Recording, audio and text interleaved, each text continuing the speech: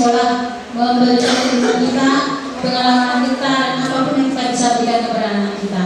Mudah-mudahan apa yang kita lakukan hari ini dan kemarin dan kedepannya mendapatkan rahmat dari Allah sehingga menjadi amal jariah bagi kita. Amin ya rabbal alamin.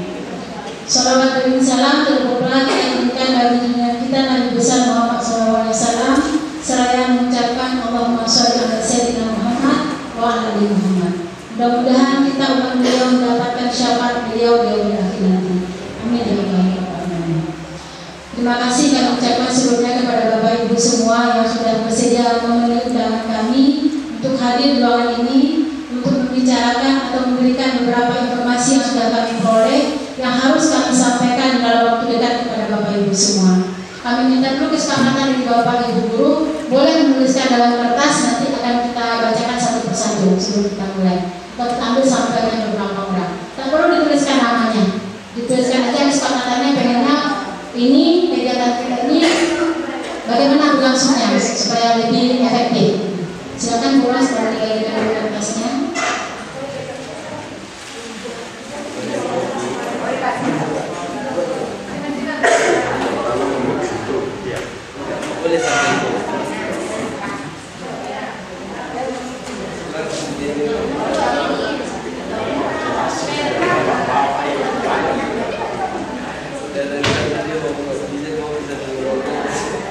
Baik, terima kasih Bapak Ibu atas ide yang diberikan atau masukannya. Kita mulai dari yang pertama tentang budaya positif di sekolah atau di SMA Negeri 1 Pilihan. Dalam budaya positif ini adalah topik pembahasan kita nanti adalah yang pertama tentang disiplin positif dan nilai-nilai kebajikan, kemudian tentang keyakinan kelas, yang ketiga tentang posisi kontrol, yang keempat kebutuhan dasar manusia, dan yang kelima adalah tentang segitiga restitusi. Jadi ada 5 sub materi yang harus kita sampaikan atau kita pahami hari ini. Namun bukan di saat ini saja, sambil berjalan proses nanti, sambil berjalannya kegiatan pembelajaran, ini masih bisa saling berdiskusi kita satu sama lain. Karena ini tujuannya bukan untuk diri kita saja, tapi untuk kebaikan anak-anak kita dan juga khususnya SMA 1 ini. Tadi yang pertama tentang disiplin positif. Nah, makna disiplin yang sebenarnya itu belajar mengendalikan diri dengan menggali potensi diri kita agar mencapai tujuan mulia, yaitu menjadi seseorang yang kita inginkan berdasarkan nilai-nilai yang kita hargai. Ini sebenarnya makna disiplin. Kalau selama ini kita menentukan bahwa disiplin itu mematuhi semua peraturan. Ternyata mematuhi peraturan itu harus berasal dari diri kita, dari hati kita, bahwa itu kita hargai sebagai nilai-nilai kebaikan. Misal kita tidak datang terlambat ke sekolah misalnya ini, itu benar kadang kita bukan takutkan kepada atasan, bukan segan sama teman-teman, tapi kadang kita menghargai diri kita bahwa datang tepat waktu adalah suatu kebaikan. Itu sebenarnya yang diminta. Jadi anak kita pun tak misalnya harus memakai pakaian sepatu atau berpakaian seragam lengkap atau memakai baju pramuka di hari Rabu. Yang menyadari itu bukan karena ada ketentuan bahwa kalau tak pakai baju pramuka dihukum sama piket atau ditegur sama kesiswaan atau nanti dicatat namanya sama wali kelas. Tapi karena kesadaran dia bahwa berpakaian seragam hari Rabu adalah untuk menyamakan hak semua siswa di sekolah, untuk menyamakan posisi semua siswa di sekolah. Ada nilai kebaikan di situ. Itu yang kita minta harapkan tumbuh dari anak kita dan juga dari kita yang pertama sekali. Ini yang dimaksud dengan makna disiplin yang sebenarnya. Jadi bukan mematuhi peraturan, bukan, tapi mengendalikan diri kita bahwa kita melakukan itu karena ada potensi yang kita miliki, karena ada tujuan yang kita harapkan. Apa tujuan mulia? Apa tujuan mulia itu? Yaitu berdasarkan pada nilai-nilai yang kita hargai, bahwa itu adalah nilai yang mulia. Itu maksudnya. Nah, disiplin itu muncul berdasarkan adanya motivasi. Nah, motivasi ini secara umum kan ada dua, ada internal, ada eksternal, atau intrinsik, ada ekstrinsik. Nah, motivasi yang muncul karena ekstrinsik itu yaitu tadi untuk menghindari hukuman. Jadi kita disiplin karena untuk menghindari hukuman. Kita disiplin karena untuk mendapatkan timbalan, bukan imbalan ya, timbalan. Jadi itu dari luar. Nah, sebenarnya motivasi itu seharusnya di mana? Dari intrinsik kita, dari dalam. Kita disiplin karena untuk menghargai diri kita sendiri. Kita disiplin karena ada nilai-nilai kebajikan yang kita harapkan untuk berdisiplin. Ini yang harusnya kita ubah.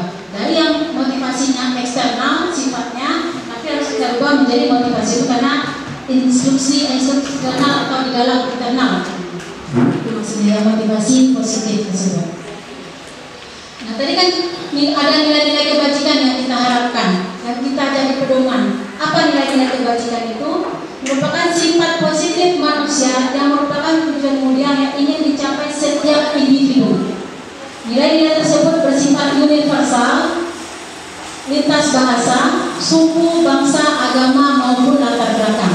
Jadi nilai-nilai itu tidak membeda-bedakan, tidak mengkotak-kotakkan kita berdasarkan agama, berdasarkan ras, berdasarkan suku, berdasarkan latar belakang, berdasarkan bahasa, tapi lingkup semuanya. Itu yang nilai-nilai kebajikan itu. Dan bisa juga dikatakan sebagai setiap perilaku yang memiliki suatu tujuan. Tujuan itu harus tujuan yang mulia. Kemudian dengan mengingatkan nilai-nilai kebaikan yang diyakini oleh seseorang, maka motivasi instinknya akan terbangun, sehingga akan menggerakkan motivasi dari diri untuk dapat memperoleh kebaikan. Yang nilai-nilai kebajikan. Nah, nilai-nilai kebajikan yang ingin kita capai seperti dikatakan sekarang dalam profil pelajar Pancasila, terinfot semua di situ. Apa saja dia? Beriman, bertakwa kepada Tuhan Yang Maha Esa. Ini sudah kita ajarkan dengan sikap religiusnya. Nah, kemudian berakhlak mulia. Nah, berakhlak mulia, semuanya kita sudah tahu bagaimana sebenarnya berakhlak mulia ini.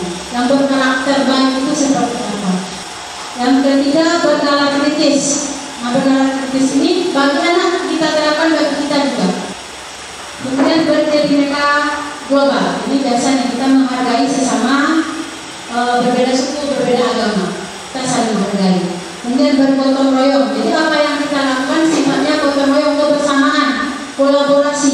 Tak bisa kita berjalan sendiri. Sama di sini saya kebetulan wakil siswa, guru wakil guru.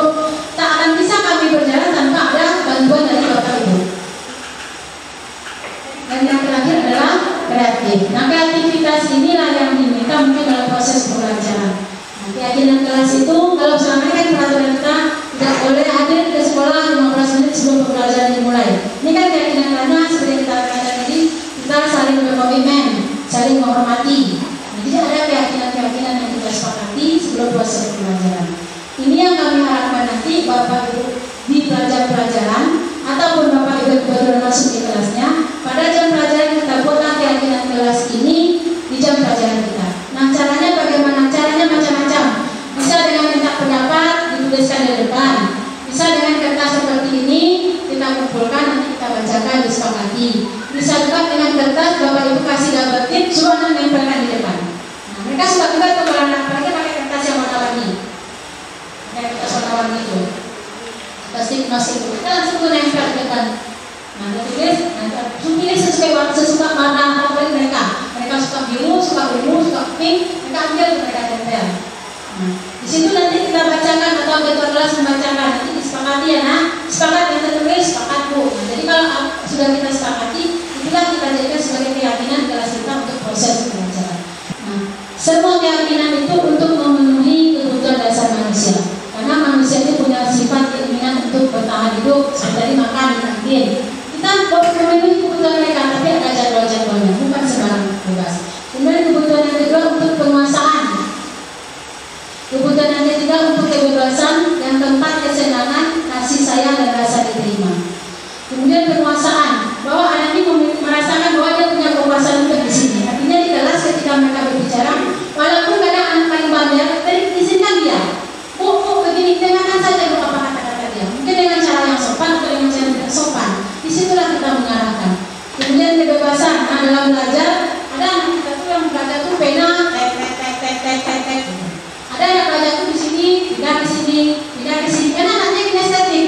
Dan hasil psikotes kita itu anak kita banyak yang kinestetik, bukan yang visual. Nah, dari kebebasan di sini kita guru belajar menyiapkan media pembelajaran sesuaikan dengan kemampuan anak kita. Nah, itu semua disiplin tadi, kebutuhan dasar tadi dan motivasi tadi memposisikan kita di 5 posisi koridor. Kita tahu di posisi manakah kita selama ini dan di posisi manakah kita yang sudah berubah. Kita tidak menyalahkan karena memang kita mendapatkan dari turun-temurun seperti itu. Jadi kita nggak salah kalau misalnya ada anak kita yang PR misalnya sekarang ini, atau ada anak kita guru yang baru, dia tugasnya minta ampun sama anak. Nah, tapi guru yang senior ngomong ini, kita aja pandai mau berat-berat sama anak. Ini dia PR, mungkin dia memperoleh dari kita seperti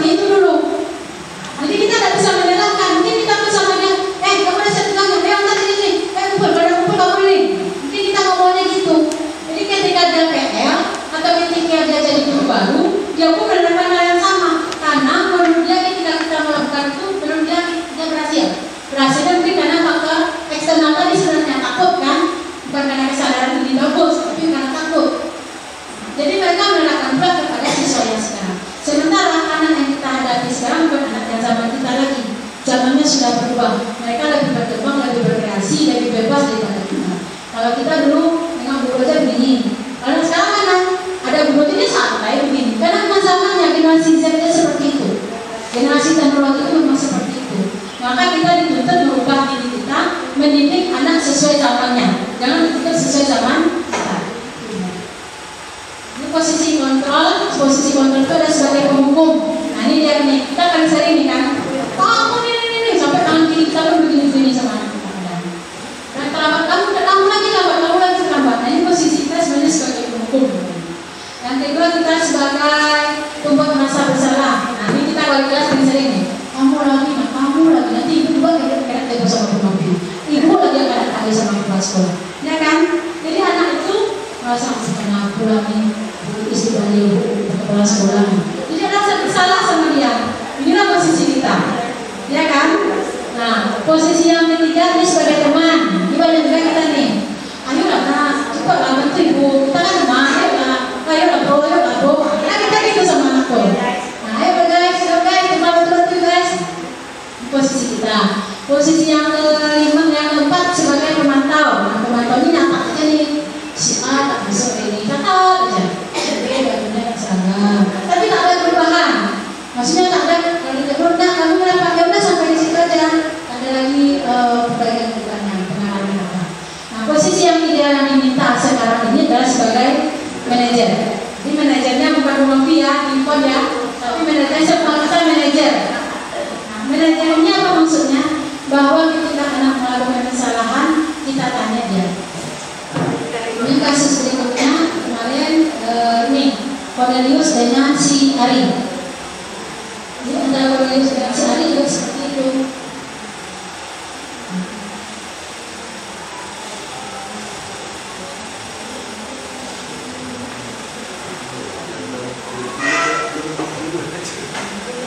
Cornelius dengan si Ari ini juga seperti itu. Jadi kita minta mereka menyelesaikan permasalahan di depan kita.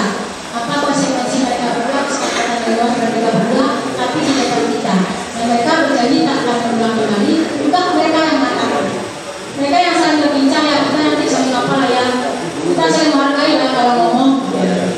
Jadi kalau ini jangan saling dengan hati tipe Ari kalau ngomong, kalau ada ngomong dia langsung apa mungkin. Jadi mana biasanya kan tidak tenang. Jadi kan tenang ketika terpancing. Jadi mereka berdua nih yang menyelesaikan permasalahannya.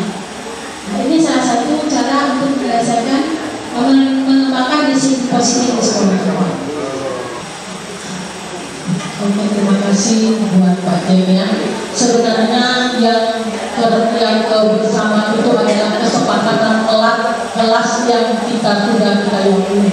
Itu kesepakatan kelas itu dari anak yang membuat kesepakatan kelas bersama-sama. Misalnya contoh, kalau saya itu kesepakatan saya misalnya tidak boleh terlambat ketika 5 menit batas terlambat masuk kelas. Yang lain ada lain, Bu Malince lain, Bapak lain, Bu Iis lain.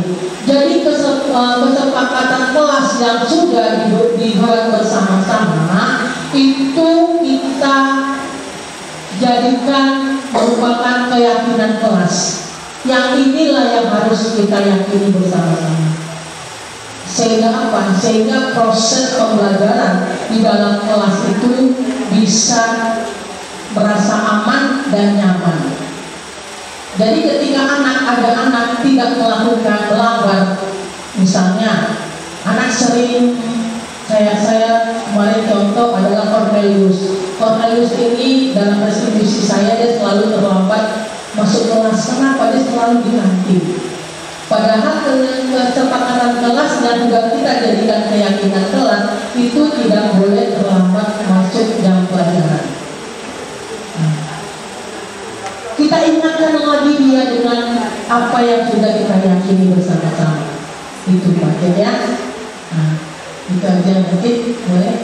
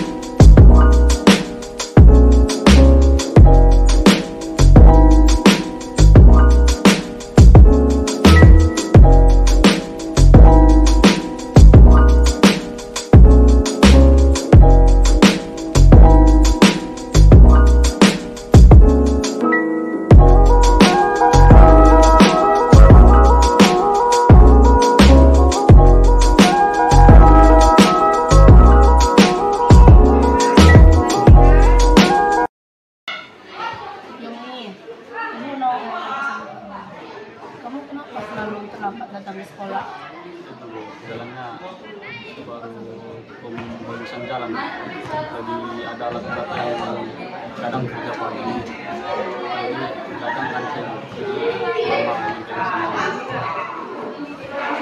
Perbaiki jalan, kan baru-baru diperbaiki jalan kan? Selama Ya, sebulan lah. selama ini pas Boleh. pasti ya. Paling sekitar sebulan.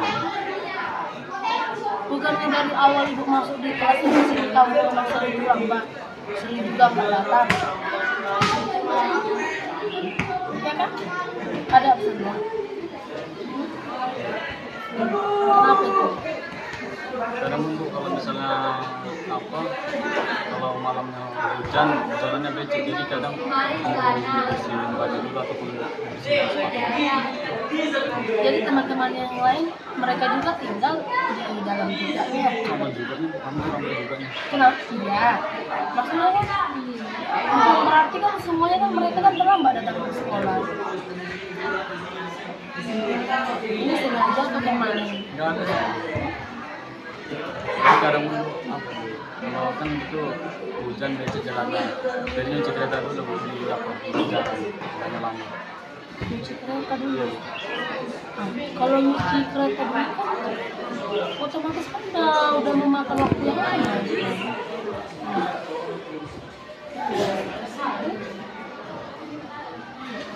Kamu tahu kan kalau misalnya kamu datang ke sekolah terlambat kan otomatis kamu kan dicap guru kan. Itu. Kalau sekali dua kali nggak masalah. Ini sering-sering banget. Gurunya oh ini sengaja ya.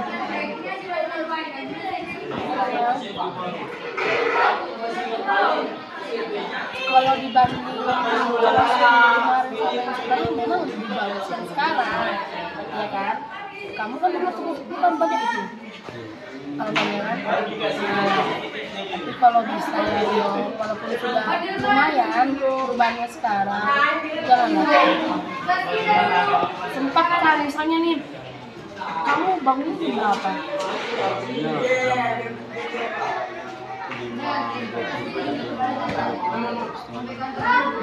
Kira-kira kalau dari rumah ke sekolah berapa jam? 40 sampai 50 menit. Kamu berangkat jam berapa? Jam 7 kurang 5. Itu ya pantas lah menurut kamu lah. Kalau jam 7 kurang 10 kamu berangkat dari rumah, kamu di situ gimana? Pasti otomatis ngebut, iya kan? Nah, gimana supaya kamu jangan ngebut, santai, nyampe ke sekolah pun tepat waktu, bisa lah. Misalnya nih kalau di rumah nggak sempat, kamu makan di sekolah, makan gitu. Ya yang pokoknya ibu nggak mau ya kedepannya lagi di benak ibu ini kamu selalu terlambat, jangan. Ya Yong ya, bagaimana caranya Yong? Bangunnya cepat. Berangkat cepat.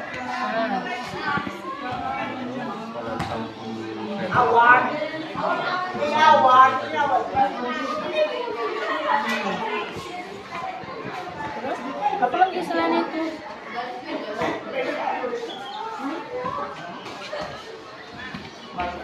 Apa lagi?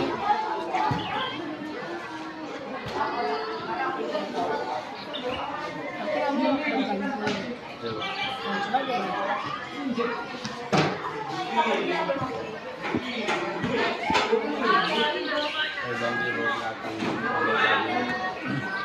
Coba kuatkan sayangmu. Saya janji bahwa tidak akan terlambat lagi. Tidak akan terlambat lagi. Terus? Kalau terlambat, saya siap memberikan sanksi kasih masuk Kenapa? Coba ulangi. Saya berjanji tidak akan terlambat lagi. Kalau saya terlambat, saya siap memberikan sanksi atau dikasih masuk ke kelas. Betul? Oke. Tapi jangan karena ada surat perjanjian itu jangan ada unsur terpaksaan. Memang harus ada dari yang kamu. Anak yang lagi yang itu kan loh, dia kelas 2. Gak terasa loh, bentar lagi kan anak kelas 3. Ya kan, nanggung loh ya. Tamatkan, selesaikan dulu SMA ini. Kalau nggak salah, minggu lalu kan ibu kasih juga berhasil sama kalian.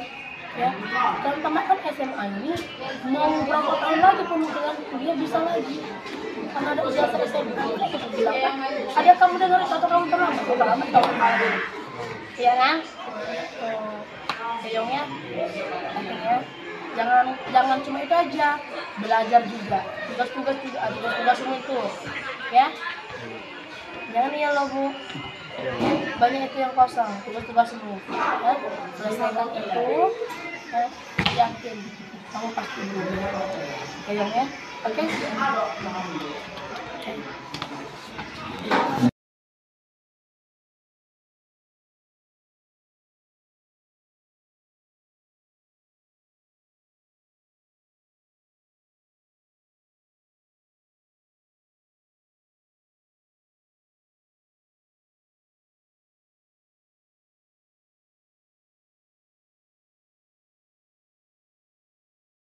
Ya. Baik, terima kasih. Saya mengomentari pendapat saya tentang diseminasi yang telah dilakukan oleh Bu Novi Santi dan Bu Rosmawati tentang budaya positif, bahwa memang belajar itu kita tidak mengenal waktu, usia, dan tempat. Jadi mewariskan ilmu pengetahuan itu lebih berharga kepada rekan-rekannya. Berbagi ilmu, berbagi pengetahuan merupakan satu kewajiban sebagai seorang guru, agar pengembangan diri guru dan teman-teman dalam mengajar bisa mendapatkan variasi dan perubahan. Untuk itu budaya positif ini harus senantiasa digaungkan dan ditebarkan kepada kawan-kawan seprofesi guru. Selamat, terima kasih atas waktunya dan materi yang telah diberikan. Semoga berkah ilmunya. Amin.